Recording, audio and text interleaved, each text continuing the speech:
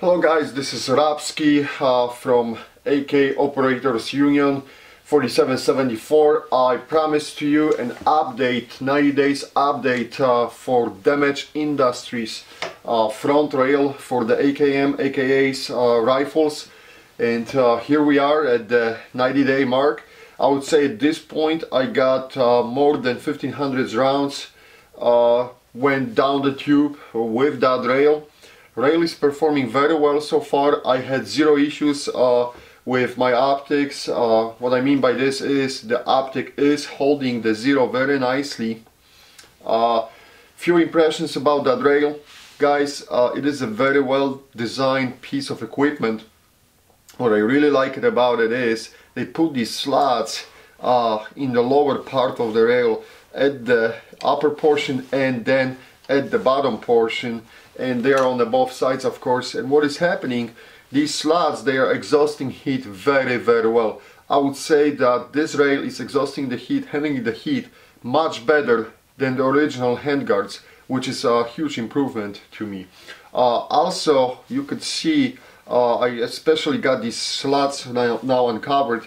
You got the slots and you can put the different sections of the rail to mount your flashlights or some other equipment if you want to. And let me switch the sides. This is how it looks on the other side.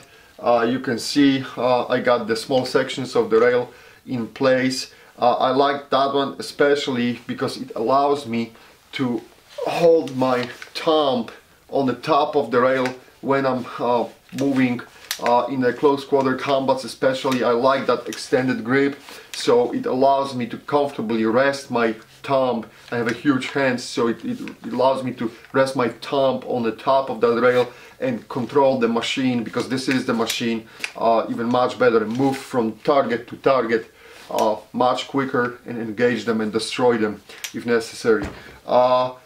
What is bad about the rail? Well, some people are complaining that with this type of the setup you cannot field disassemble quickly that type of the rail. It's true, you got the screws on the top of the rail, the one on the other side, and even if you will do that, then you will lose zero on your optic because you're taking the top portion of the rail, and of course your zero will get affected.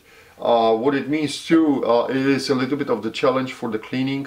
So basically what I'm doing is, in order to maintain that zero, I basically I'm moving the brush, which you could take even the bottle brush, or you know, if you got something like this, and then clean the channel by moving this brush back and forward, and then use the cleaning patches, and it will clean perfectly, even down the gas block. I don't have any problems with cleaning that rifle. You know what, at this point my rifle is disassembled anyhow. You know, I'm cleaning the barrel and things to run the few times the brush down the channel, gas tube and the gas block. That's not an issue for me.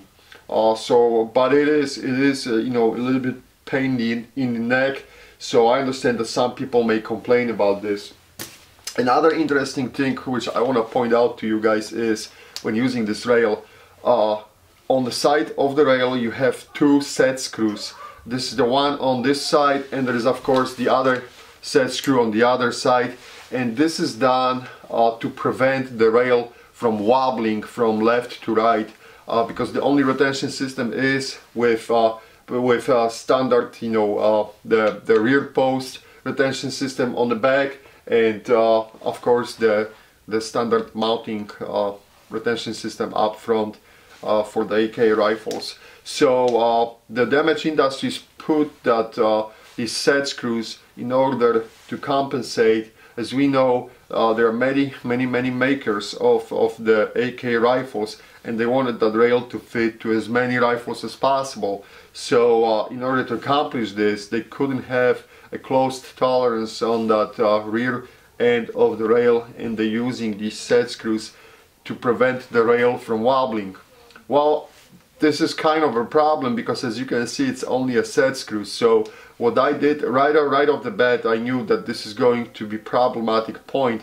I put the blue Loctite on it, and I have marked everything with my blue Loctite and the red paint to mark the spots on the rail, so I know if the rail moved or not, if the screws have moved or not. That's how I did it, and I would recommend the same technique to everyone else, so you guys can know if you got the shift on that part of the screw.